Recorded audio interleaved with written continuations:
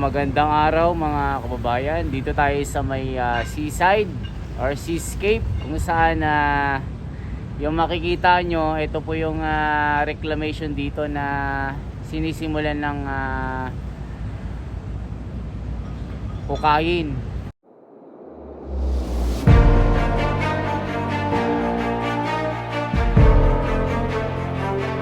At merong pinapalabas na kulay itim. Ayan, no? So, ito, karugtong po ng inuunan ko kanina sa drone na meron ng tambak dyan sa gitna. Ito po yung sinasabi ko pong area po ng reclamation at talagang malawak na po talaga mga kababayan. Tignan nyo po. So, yan po yung aalamin natin mga kababayan. Kaya, mag-comment lang po kayo. At tila hinuhukay na po sa ilalim. Ayan, no.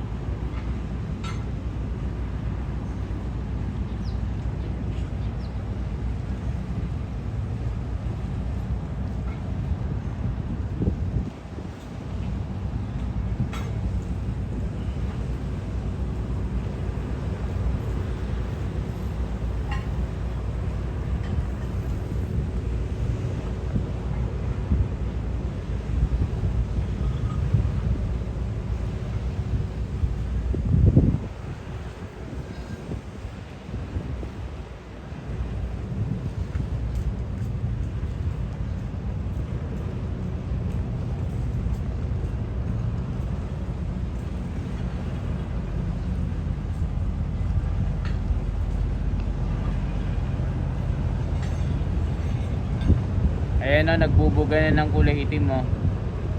Kumbaga dinedredge po nila sa ilalim.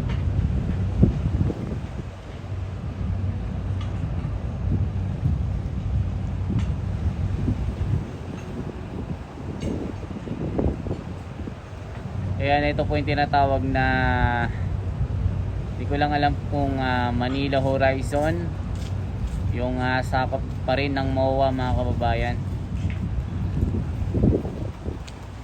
Ito yung nagaganap na reclamation po dito sa Manila Bay.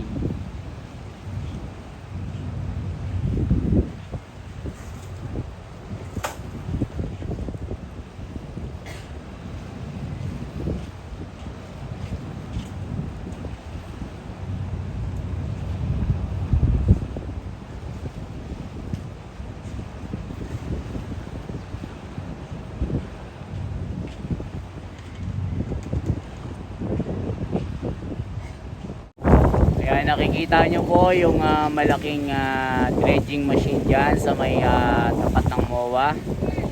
Then ito po yung isa.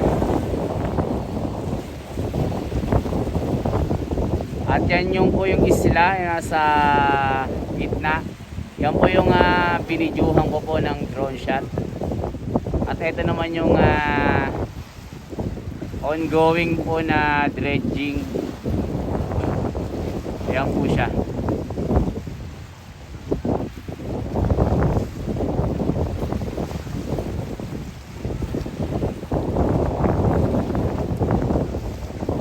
Kumbaga naghuhukay po sila sa ilalim mga kababayan.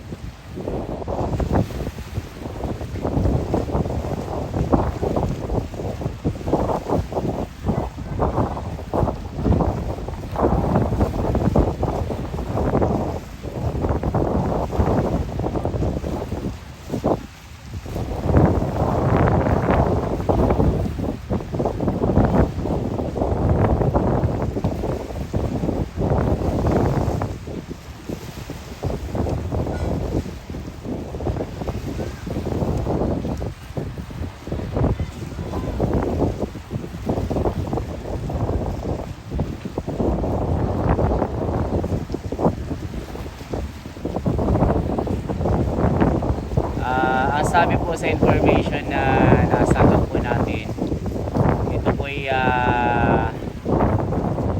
isa sa mga reclamation dito sa part ng Manila Manila Bay hanggang Parañaque, sa Navotas. Ayan po, sakop po ng MOA, Manila Horizon. Yan po yung sabi ni umano mga kababayan ha. Para meron lang tayong info na masasabi dito.